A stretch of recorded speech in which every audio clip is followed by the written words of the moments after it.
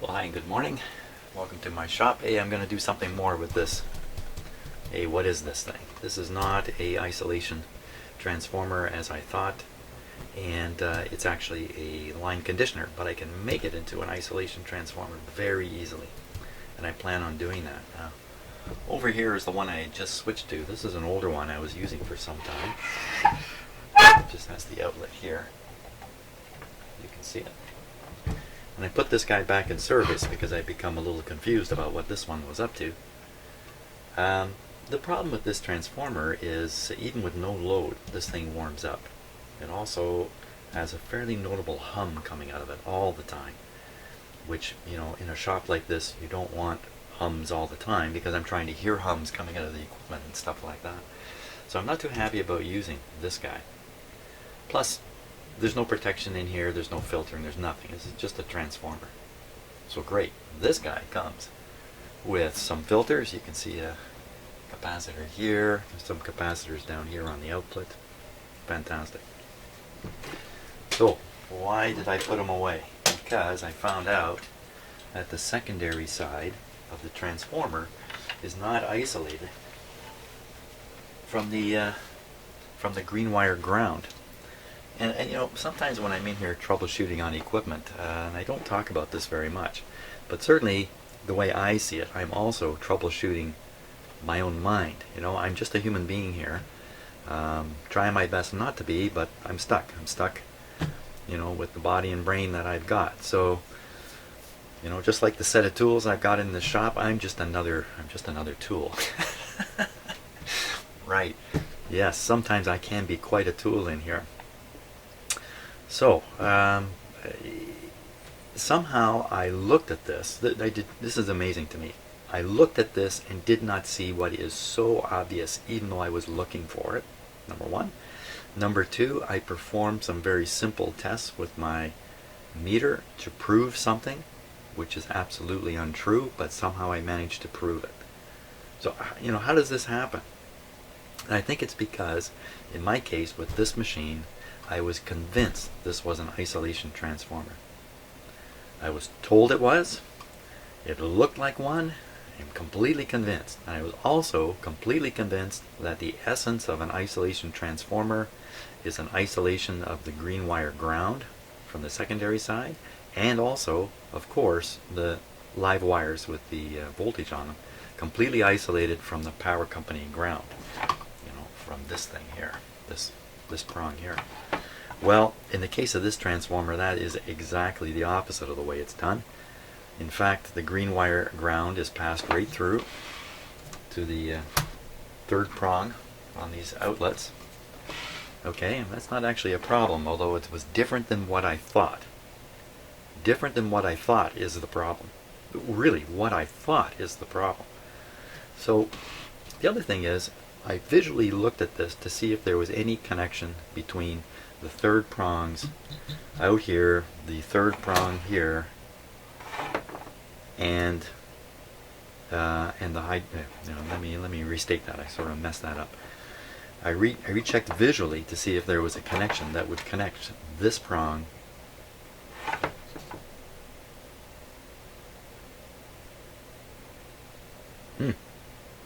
Okay, I'm in the midst of making a mistake here. I'm repeating the visual inspection. Oh, look at that. Okay, no wonder I didn't spot it. No wonder. Let's do this together. I'll take you right down the merry path of no wonder I made a mistake here. Here, let's try this view. This is helpful. So let's just trace a few wires. So here's the secondaries coming out of the transformer. Here they are. Okay. And down they go, first to this, and then they are paralleled over to here. So these two outlets, the power prongs, are connected straight to this secondary. Do I see any connections to ground in here? To this green wire. See the green wire down here? No. But look, it's quite clear that the green wire on this post, can you see that? Hey, you can kind of see it. Actually, you see it better in the other camera, really. Okay, so this post, which is the meeting point for the green wire ground, fact, this is the incoming green wire from the power cord.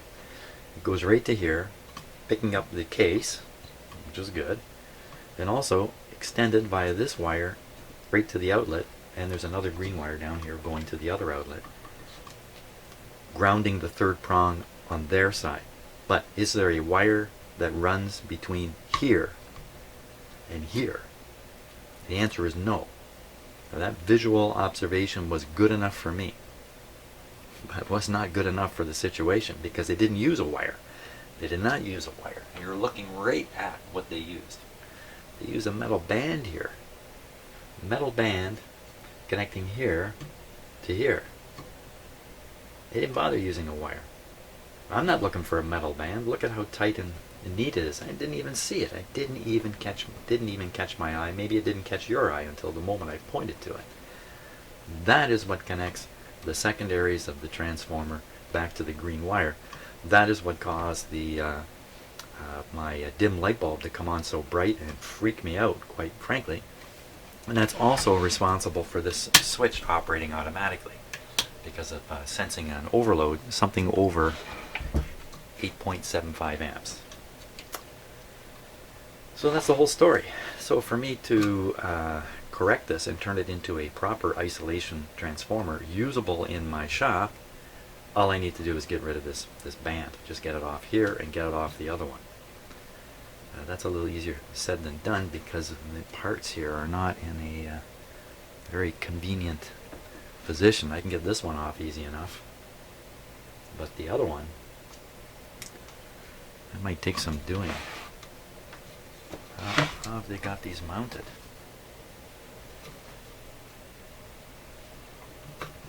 Mounted quite firmly to this plate, but there's no screws here.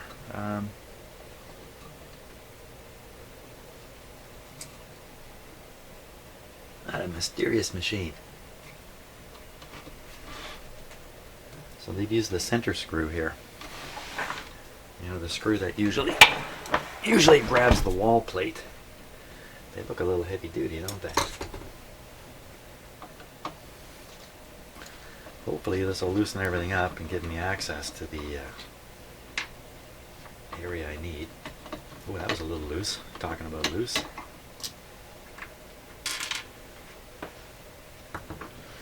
So actually I'm pretty happy about using this again. This is silent, runs cool. I like silent, there's no hum in it. And so I'm fighting with a lot of stiff wires here. Okay, that might be enough right there. And most importantly, this protection I think is going to be a good advantage in my shop. It managed to operate before my housebreaker operated. That's two possible reasons. One is the fault actually didn't draw enough current to make the total current at my fuse box above the rating of the breaker, which is 15 amps. Or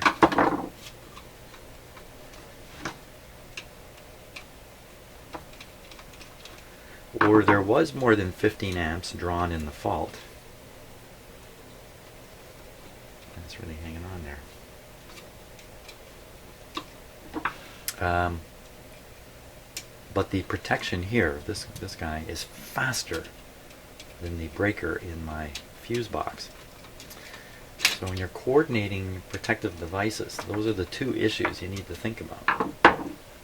The actual trip current and what that looks like, and you know, this guy will trip at 8.75 amps. Now I don't know specifically about this, but let's just assume that this protective device is similar to so many.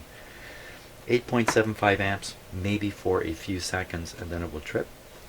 9 amps for maybe a second. 9.5 amps for maybe a quarter of a second. 10 amps for maybe a tenth of a second. So as the current gets higher, this thing can trip faster. Now I don't know that that's really the case, but that's how a lot of actually I want that on there. That's how a lot of protective devices operate. I leave that off because I can move the outlet more and get at the other one.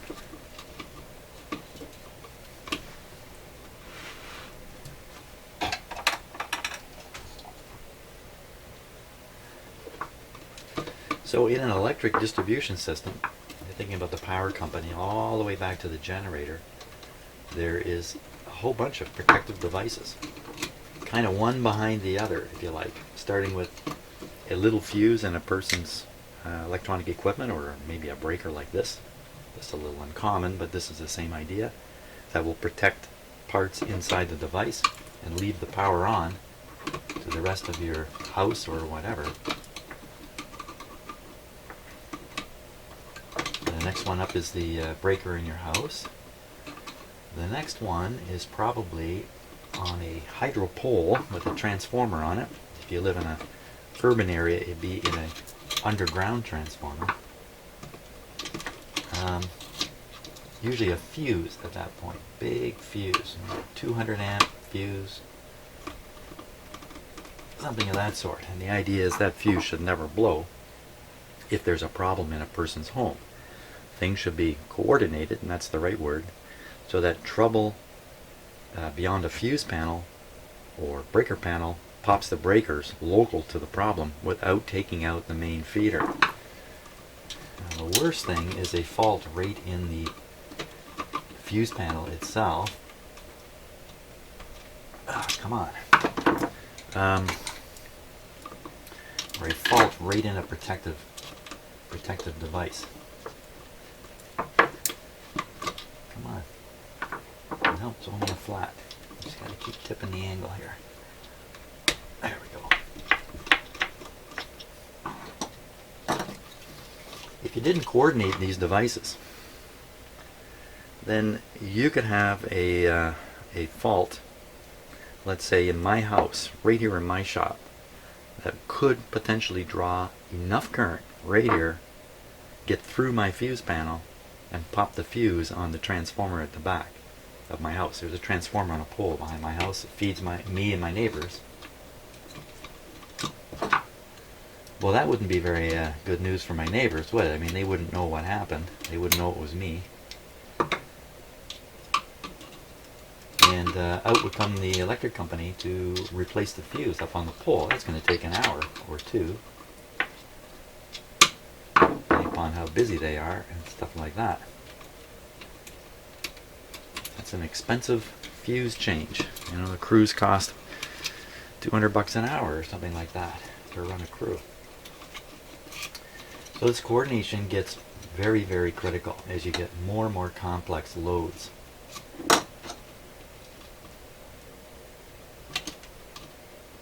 And some utilities will have an engineer whose only job is to ensure that the protective systems are properly coordinated. And so, getting back to my situation here, so I'm happy to put this here. I don't ever expect to trip it, but I've already tripped it once, so what I expect and what will happen may be two different things. And of course, that's why you have these kinds of systems. Because, you know, things don't work out the way you expect all the time. I could make a mistake in here. I could plug in a piece of equipment with a very terrible problem in it. Who knows? One thing's for sure though, if I repeatedly knocked out my panel breaker, it would probably interfere with my wife's enjoyment of our house here. That would not be good. So having a local protection is not a bad idea. And you can see I'm reinstalling all the ground connections, so the third prong will still be on hydro ground, power company ground. But the only thing plugged into this isolation transformer is my 2-wire dim bulb system. So in fact, this green wire I'm connecting right now, the plug on my dim bulb box, which just to remind you is this thing here, is a 3-prong cord, and the green wire ends connected to the frame of this. It doesn't go anywhere else. And you see my power plug here that I plug stuff in has only 2 prongs, not a 3-pronger. So this is going to correct. And another amazing Did I finish the discussion about, I don't think I did. So why didn't I see this so obvious thing when I was looking for it, and I could have seen it? Well, it's a little different than what I expect, but I don't think that's the real problem. I think the problem is not that the way it was connected was not what I was looking for. The problem was I was really looking for confirmation on what I already believed to be the case. This is a human problem. I got it. You got it. We all got it. We like to see things that reassure us. Okay? We like to be reassured. When we're reassured, we can carry on in life. We're not reassured, we're a little bit paralyzed. Of course, I have not been reassured in my shop since the lights went out, and I've been a little bit paralyzed in here. I really have been. Can't go through life paralyzed. So, we've kind of developed a somewhat risky approach to things. I think it's essentially biological, really. It's deep inside us, where we won't see the things that we don't agree with. We just won't see them. We won't see them. We won't hear them, because it causes psychic tension in our minds, which is what I've been experiencing for quite a while in here, the last couple of weeks anyway. Psychic tension. I don't feel comfortable. Something's not right. Things aren't adding up. All that kind of stuff. But do you think I'd be smart enough to go back and look at things again? Well, as you know, I did go back and look at things again. But I couldn't overcome my humanity here and see them for what they really were. We should all be scared of human beings. There's a bunch of monkeys running the world here. We think our mental experience of the world is valid.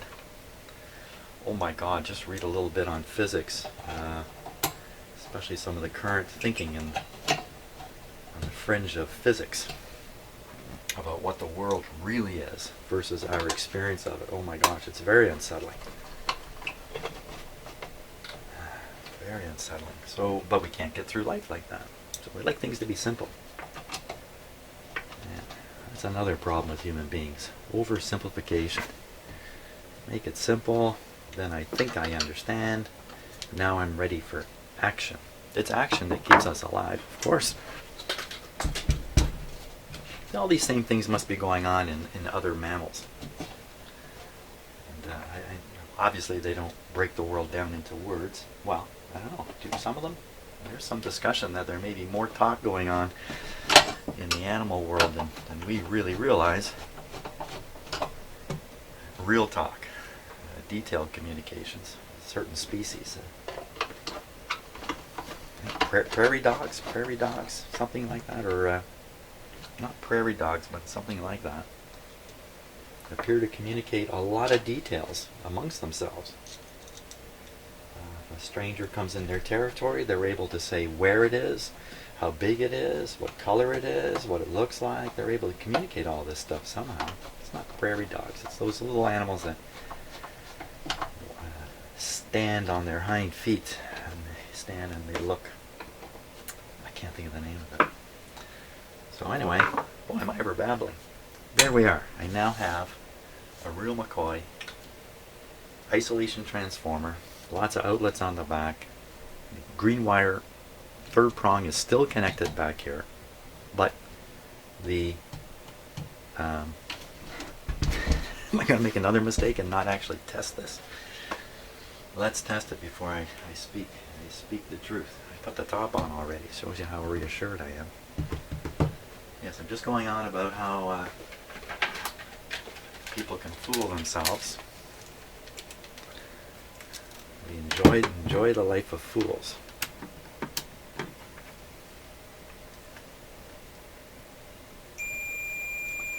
I didn't ask to be born.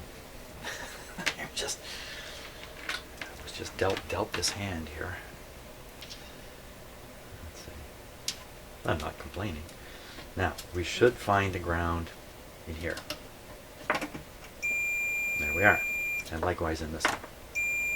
Fantastic. But we should not find it here. How do I know for sure I'm making a contact? Not like this. I need a plug. I need a plug. Give me a plug. Somebody. Anybody with a plug? I have one right here. Now this is not plugged in the wall. I'm not doing this live. Okay. This guy should be fully isolated from these two.